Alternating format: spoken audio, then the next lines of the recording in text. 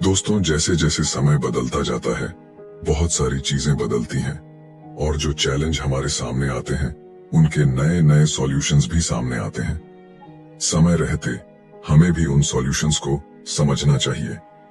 आज के दौर का सबसे बड़ा चैलेंज है डिस्ट्रैक्शन, टाइम को मैनेज ना कर पाना और प्रोडक्टिव ना हो पाना। और इसी चैलेंज को सॉल्व करने के लिए जो नई थ्योरी, जो नया कॉन्सेप्ट आज हम डिस्कस करने वाले हैं वो है माइंड मैनेजमेंट का, ना कि टाइम मैनेजमेंट का।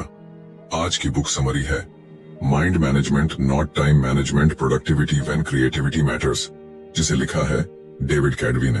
डेविड कैडवी भी एक राइटर और एक पॉडकास्टर हैं। वो लोगों को अपने क्रिएटिव काम में प्रोडक्टिव बनने में मदद करते हैं। उनकी बुक्स की 1 मिलियन से ज्यादा कॉपीज बिक चुकी हैं। डेविड टेडएक्स, दी पोस्ट और ऑब्जर्वर में भी आ चुके हैं। तो बात यह है कि कई बुक्स और स्पीकर्स ये बताते हैं कि अपने टाइम को कैसे अच्छे से इस्तेमाल किया जाना चाहिए। वो आपसे ये करो या वो करो करने के लिए कहते हैं, लेकिन सच्चाई तो ये है कि चीजों को पूरा करने का टाइम मैनेजमेंट से कोई ताल्लुक ही नहीं है। ये सिर्फ इस बात पर डिपेंड करता है कि आप अपने माइंड को कैसे मैनेज करते हैं। ये समरी माइंड मैनेजमेंट को पाने के लिए आपको कुछ सिंपल और पावरफुल टेक्निक सिखाने वाली है। तो आइए बिना देर किए शुरू करते हैं आज की book summary mind management not time management, productivity when creativity matters by David Kadavy. आप इसे अपने चारों ओर देखते हैं। रोज लोग पैसा कमाने की भागदौड़ में लगे रहते हैं, इसीलिए आपको हर एक सेकंड को सही जगह पर इस्तेमाल करना चाहिए। पैसा कमाने के लिए आप अपना कैलेंडर अलग अलग एक्टिविटीज से इस कदर भर देते हैं कि आपके पास आराम करने का वक्त ही नहीं होता। और इतना ही नहीं, आजकल तो लोग मल्टीटास्किंग भी करने लगे हैं, यानी कई काम एक साथ करना, जैसे लंच करते हुए अपने ईमेल का जवाब देना। क्या ये वही हसल कल्चर यानी भागदौड़ वाला कल्चर है जिसका एक हिस्सा बनकर सभी गर्व महसूस करते हैं? क्या हमेशा थका थका रहना, गुस्सा करना या परेशान महसूस करना आम बात हो गई है?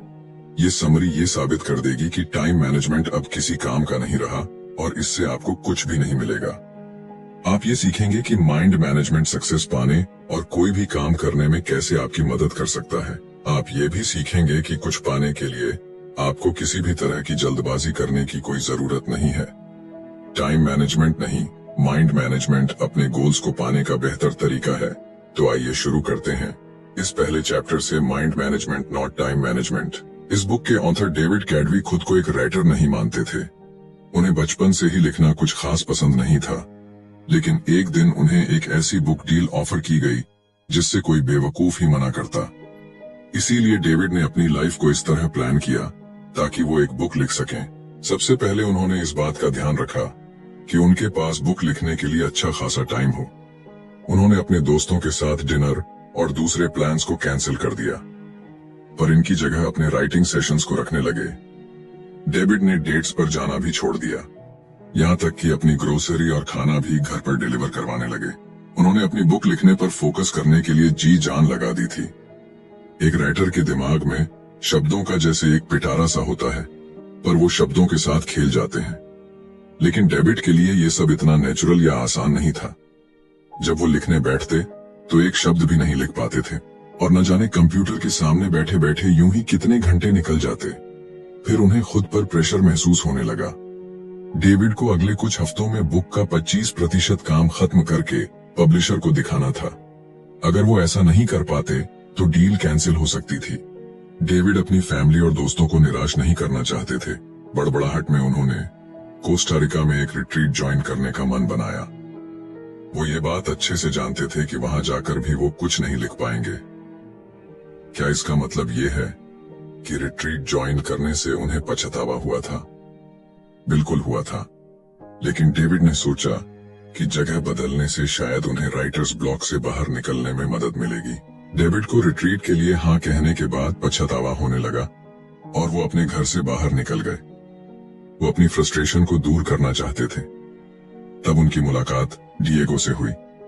वो रोड के दूसरी तरफ थे जब उन्होंने डेविड को इस तरह बुलाया जैसे मानो वो दोनों दोस्त थे। डिएगो ने हाथ से इशारा करते हुए डेविड को बुलाया और उनसे स्पेनिश में बात करने लगे। डेविड एक बेवकूफ की तरह नहीं दिखना चाहते थे, इसलिए उन्होंने डिएगो की बात का जवाब दिया। उनसे बात करने पर डेविड को पता चला कि डेगो ऐसे ही कुछ बात करना चाहता था। उन्हें बीच पर घूमना और बारिश का मौसम बेहद पसंद था।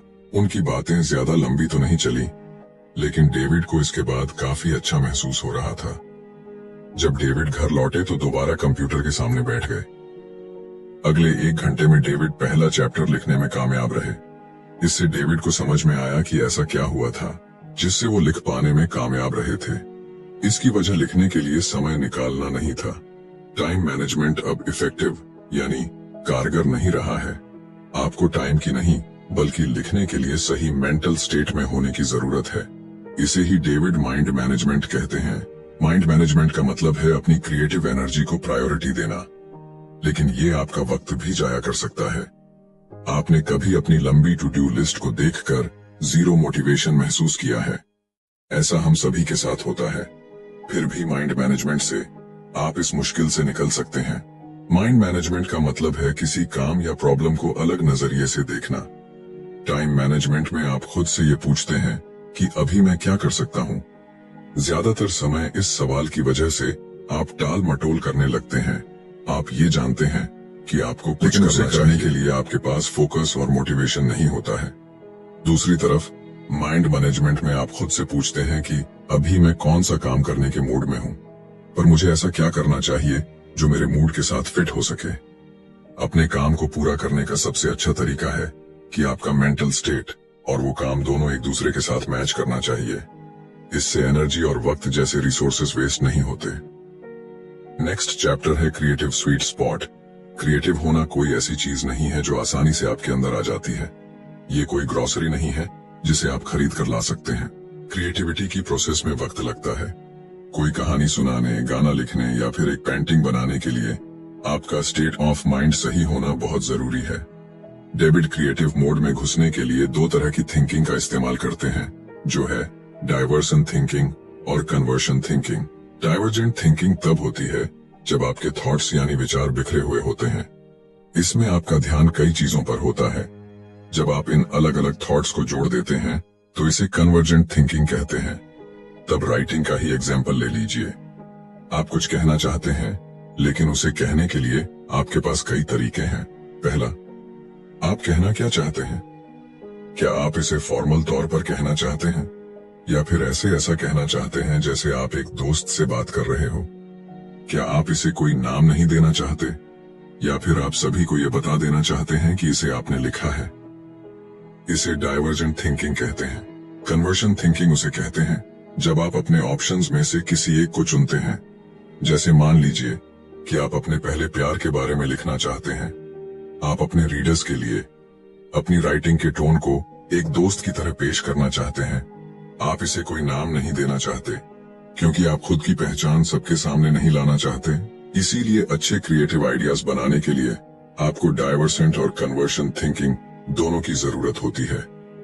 अपने फाइनल प्रोडक्ट को ब्रिलियंट बनाने के लिए आपको सबसे बेहतरीन आइडियाज की जरूरत है, पर आप इन आइडियाज को कैसे ढूंढेंगे? अपने क्रिएटिव स्पॉट को पहचान कर। आपका क्रिएटिव स्पॉट उस वक्त और उस जगह के बारे में बताता है जिसमें आप अपना बेस्ट क्रिएटिव काम कर पाते हैं। क्रिएटिव काम ऐसी चीज नहीं है जिसे आप किसी गाइड बुक की मदद से कर सकते हैं, जिसमें कोई लॉजिक या कोई मैथमेटिकल फॉर्मूला काम नहीं आता। क्रिएटिव वर्क एक ऐसा अनोखा थॉट प्रोसेस है जिसे हम अक्सर इनसाइट कहते हैं। न्यूरो साइंटिस्ट के मुताबिक इनसाइट अचानक हुए एहसास या नजरिए में हुए बदलाव को कहते हैं। इनसाइट को एक यूरेका मूवमेंट भी मान सकते हैं, जो तब होता है जब कुछ मिलने से आपकी आंखों में खुशी के आंसू आ जाते हैं। क्या आपको कभी अचानक से कोई ब्रिलियंट प्लान आइडिया आया है? उसे ही यूरेका या फिर मिल गया ये मोमेंट कहते हैं। ये तब होता है जब अपने गाने के कुछ मिस शब्द आपको अचानक से मिल जाए या आप अपनी कहानी का एक परफेक्ट प्लॉट ढूंढ निकालते हैं। अब दोबारा कुछ पेंट करना चाहते हैं, लेकिन यह नहीं जानते कि क्या पेंट करें, तो इसके लिए अपने पसंदीदा कार्टून कैरेक्टर को पेंट करने के बारे में अचानक याद आना एक यूरेका मोमेंट होगा। जिनके खास वक्त के दौरान अपने क्रिएटिव स्पॉट को ढूंढना आसान हो सकता है। याद रखिएगा कि ये माइंड मैनेजमेंट के बारे में, टाइम मैनेजमेंट के बारे में नहीं। आपकी एनर्जी हर एक दिन या पूरे दिन एक जैसी नहीं रहती है। जैसे जॉब पर आपकी बहुत सी एनर्जी खर्च हो जाती है, ऐसे ही अपने दोस्तों के साथ सोशलाइज करना या अपनी पेंटिंग या नोबेल पर काम करने जैसे काम भी आपकी बहुत सारी एनर्जी ले लेते हैं। इसीलिए दिन का वो सही वक्त ढूंढ निकालिए जब आपके अंदर सबसे ज्यादा एनर्जी होती है। आपको अपने सिस्टम यानी अपने स्लीप साइकिल से भी तालमेल बनाकर रखना होगा। ये सिस्टम आपको दिन में जगे रहने में मदद करता है। इसे ऊपर जाती हुई एक लाइन की तरह सोचिए। जितना ज्यादा आप जागे रहेंगे उतने ज्यादा आप अलर्ट रहेंगे। लेकिन जागे रहने के साथ साथ अलर्ट रहने को आपका स्लीप डेट सिस्टम रोक देता है। दूसरे शब्दों में कहें, अगर आप एक रात अच्छे से नहीं सोएंगे तो आपका स्लीप डेट बहुत ज्यादा हो जाता है। अपने स्लीप डेट को नीचे जाती हुई एक लाइन की तरह सोचिए, क्योंकि ये आपके एनर्जी को कम करता है। आपके सिस्टम और स्लीप डेट दोनों की लाइन दोपहर के शुरुआती वक्त लगभग 2:30 बजे मिलती है। इसी वजह से आप इस वक्त सुस्त और थका हुआ महसूस करते हैं। अपनी बॉडी क्लॉक को समझने से आपको अपने काम पर आसानी से फोकस करने में मदद मिलती है। बहुत से लोग सुबह सुबह बहुत फोकस्ड होकर काम करते हैं, जैसे बेस्ट वायलिन प्लेयर अपने दिन की शुरुआती 2-4 घंटे मन लगाकर प्रैक्टिस करते हैं। मशहूर राइटर वर्जीनिया वुल्फ और साइकोलॉजिस्ट BFP ऐसा ही करते हैं। ऐसा इसलिए क्योंकि सुबह का वक्त वो समय होता है जब लोग पूरी तरह से जगे हुए और सबसे ज्यादा अलर्ट रहते हैं।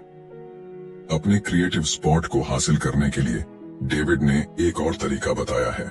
इसे वो फर्स्ट आवर रूल कहते हैं, जो अपने काम को पूरा करने में उन्हें डिसिप्लिन रहने में मदद करता है। जब आप अपने दिन का सबसे पहला घंटा अपने प्रोजेक्ट पर लगाते हैं तो उसे फर्स्ट आवर रूल कहते हैं। और ये कोई ऐसा वैसा प्रोजेक्ट नहीं होना चाहिए, बल्कि आपका सबसे इम्पोर्टेंट प्रोजेक्ट होना चाहिए। ऐसा करने से आप उस प्रोजेक्ट को जल्दी पूरा कर पाएंगे। इसे सुनकर ऐसा लग रहा होगा ना कि क्या आप ऐसा सच में मुमकिन है? तो जवाब है जी हाँ, बिल्कुल मुमकिन है। अपने दिन की शुरुआत अपने सबसे इम्पोर्टेंट काम से कीजिए, यानी एक ऐसे काम से जो आपको करना ही है। ऐसा करने से इसे पूरा करने के लिए आपके आलसी होने के चांसेस काफी कम हो जाते हैं। ऐसा करना उस काम में आने वाली रुकावटों को भी रोकता है। इस इम्पोर्टेंट लर्निंग को लेने के बाद बढ़ते हैं नेक्स्ट चैप्टर की ओर, द 4 स्टेजेस ऑफ क्रिएटिविटी। जब आप असल में राइटिंग और पेंटिंग नहीं कर रहे हैं, तब भी आप राइटिंग और पेंटिंग कर सकते हैं। क्रिएटिविटी का प्रोसेस सिर्फ राइटिंग और पेंटिंग के बारे में नहीं है। इसे सोशल साइकोलॉजिस्ट ग्राम बोलर कंट्रोल के 4 स्टेज या क्रिएटिविटी के 4 स्टेज कहते हैं। पहला स्टेज है प्रिपरेशन, यानी कि तैयारी करना। ये तब होता है जब आप अपने प्रोजेक्ट के बारे में सब कुछ सोचते हैं। आपकी स्टोरी में कौन सी कैरेक्टर होंगे, आपका गाना कितना लंबा होगा, पेंटिंग बनाने के लिए आप किस चीज का इस्तेमाल करेंगे। ये ब्रेनस्टॉर्मिंग यानी दिमाग चलाने वाला स्टेज है। इसमें आपके पास अपने प्रोजेक्ट की इतनी इंफॉर्मेशन होती है कि आप एक चलते फिरते इंसाइक्लोपीडिया की तरह हो जाते हैं। डेविड ने भी अपनी बुक पर इसी तरह काम करना शुरू किया था। ऐसा भी वक्त हुआ जब वो अपने लिविंग रूम में बैठकर इंफॉर्मेशन के ऐसे सोर्सेज को खोलकर देखा करते थे। डेविड के चारों ओर बुक्स, न्यूज़पेपर और जर्नल्स बिखरे रहते थे। उनके पास एक व्हाइट बोर्ड भी था, जिस पर वो पॉसिबल टॉपिक्स और चैप्टर लिखते थे। डेविड ने जो रिसर्च की थी वो समय की बर्बादी नहीं थी, ये उन्हें क्रिएटिविटी के अगले स्टेज तक पहुंचने में मदद कर रही थी। दूसरा स्टेज इंक्यूबेशन है। ये ऐसा वक्त होता है जब आप अपने प्रोजेक्ट पर इतना एक्टिव होकर काम नहीं करते हैं। आप शायद किसी और चीज पर काम कर रहे होते हैं या फिर अपने दोस्तों और फैमिली के साथ वक्त बिता रहे होते हैं। हमें बीच बीच में ब्रेक लेने की जरूरत होती है। इसी काम को तुरंत पूरा करने के लिए खुद को मजबूर करना हमेशा काम नहीं करता है। ऐसा करने से आप फ्रस्ट्रेट होने लगेंगे और आपको गुस्सा आ जाएगा। ऐसा होने से आपको अपने क्रिएटिव स्पॉट को ढूंढने में और तीसरे स्टेज पर जाने में मुश्किल होगी। तीसरा स्टेज एलिमिनेशन है। ये यूरेका या आहा मूवमेंट है। तीसरे स्टेज को पूरी तरह नहीं समझाया जा सकता। ऐसा इसलिए क्योंकि ये अचानक से होने वाला और अनप्रेडिक्टेबल होता है। जैसा कि बताया गया है कि अगर आप जरूरी तैयारी नहीं करेंगे तो आप इस स्टेज तक नहीं पहुंच सकते। आपको पहले स्टेज पर बहुत सा वक्त देना होगा। आइए जानते हैं कि पहला स्टेज आपको तीसरे स्टेज पर पहुंचने में कैसे मदद करता है। इसके लिए हम दी बीटल्स के पॉल मैककर्टनी का एग्जाम्पल लेंगे। पॉल ने यस्टरडे नाम का वो यादगार गाना बड़े ही अनोखे तरीके से कंपोज किया था। उन्हें इस गाने की धुन अपने सपने में सुनाई दी थी। जब उनकी आंख खुली तो वो आंधी नींद में उठकर अपने पियानो पर उस धुन को बजाने लगे। और इस तरह इतिहास के सबसे महान गानों में से एक गाना बना। लेकिन ये इतना भी आसान नहीं था। येस्टरडे लिखने से पहले भी पॉल कुछ गाने लिख और बना रहे थे। वो सालों से म्यूजिक क्रिएट करते आ रहे थे और क्योंकि वो येस्टरडे जैसा गाना लिख पाए थे, उनका काम वही नहीं रुक गया था।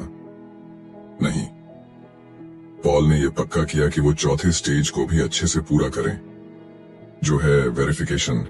चौथा स्टेज वेरिफिकेशन है। ये तब होता है जब आप एलिमिनेशन की स्टेज में आए यूरेका मूवमेंट के बारे में सोचते हैं। इसमें आप ये पक्का कर लेते हैं कि आपका जो आइडिया था वो फुल प्रूफ और ब्रिलियंट है। आप ये डबल चेक करते हैं कि किसी चीज की कमी तो नहीं है। पॉल को 100% विश्वास तो नहीं था कि उनका बनाया हुआ गाना ओरिजिनल था। उन्हें लगा कि हो सकता है कि यह भी एक ऐसी धुन थी जो उन्होंने पहले कभी सुनी थी। ऐसे वक्त ऐसे ENP या सॉफ्टवेयर नहीं हुआ करते थे जो ये बता सके कि कोई धुन ओरिजिनल है या नहीं।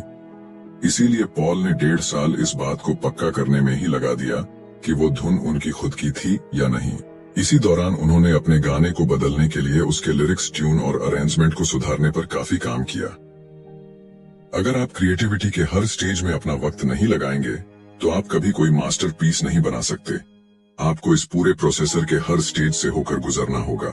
नेक्स्ट चैप्टर है दी 7 mental state of creative work. David का कोई स्ट्रिक्ट यानी रूल नहीं था, लेकिन उनके पास करने के लिए ऐसे काम और जाने के लिए ऐसी जगह थी जो उन्हें लिखने के सही मूड में लाने में मदद करते थे। अपनी छोटी सी नोटबुक में कुछ लिखने के लिए वो जॉन हैंकॉक सेंटर के 19 5th फ्लोर पर जाते थे। ये थॉट्स शुरुआत में बिखरे हुए से रहते हैं, लेकिन इन्हें लिखने के बाद डेविड को वो दूसरी चीजें भी दिखने लगती हैं जो उन्हें लगता था कि अपने बुक में शामिल करनी चाहिए। जॉन हैंकॉक सेंटर डेविड को उनके थॉट्स को अरेंज करने में मदद करता था। एब्सेंटो कॉफी नाम की एक कॉफी प्लेस थी जो डेविड को बहुत पसंद थी। वहां का मन लुभाने वाला खूबसूरत नजारा और कॉफी बीन्स की सुगंध उस जगह को राइटिंग के लिए एक आइडियल जगह बनाती है। डेविड की तरह आप भी अपने मेंटल स्टेट के मुताबिक अलग अलग तरीके के काम कर सकते हैं। आपका mental state in 7 mental status में से एक हो सकता है। पहला है प्रायोरिटाइज्ड मेंटल स्टेट। ये तब होता है जब आप एक प्लान बनाते हैं। आप ये फैसला लेते हैं कि आपको क्या करने की जरूरत है और आप उसे कैसे हासिल करेंगे। इसमें आप ये भी डिसाइड करते हैं कि क्या इंपॉर्टेंट है और क्या नहीं। यही तो डेविड जॉन हैंकॉक सेंटर में करते थे। दूसरा है एक्सप्लोर मेंटल स्टेट। ये रिसर्च करने के बारे में नहीं है। इसमें स्पेसिफिक सवालों के स्पेसिफिक जवाबों को देने की जरूरत नहीं होती। एक्सप्लोर मेंटल स्टेट में अपनी क्यूरियोसिटी को खोला छोड़ने और इसके लिए गिल्टी फील ना करने के बारे में कहा गया है। जैसे मान लीजिए कि आप कुछ पेंट करने का सोच रहे हैं। आपको क्या पेंट करना है, आप इस बात पर रिसर्च करते हैं, लेकिन इस चक्कर में आप पेंटिंग की हिस्ट्री पर एक पूरी डॉक्यूमेंट्री देख डालते हैं।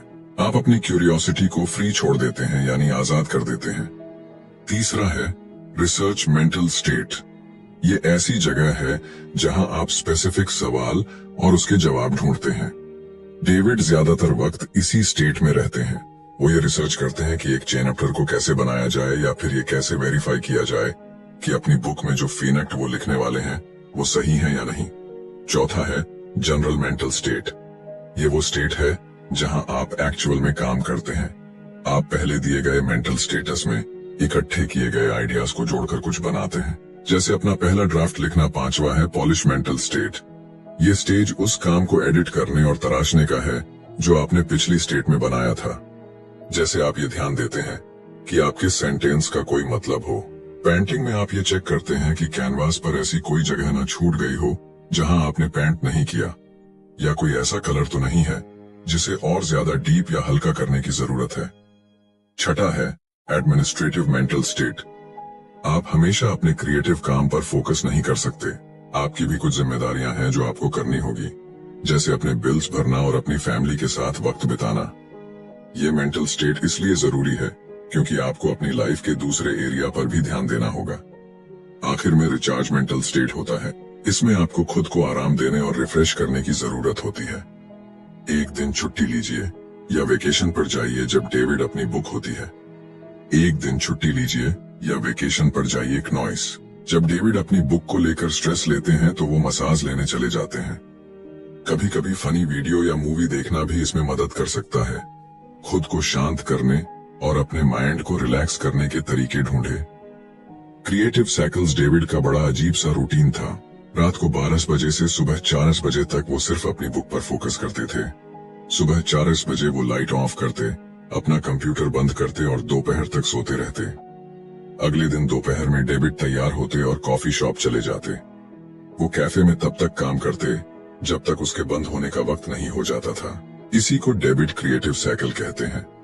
ये एक ऐसा रिपीट होने वाला साइकिल है जिसमें अपने काम में आगे बढ़ने के साथ साथ आपको आराम करने का वक्त भी मिलता है।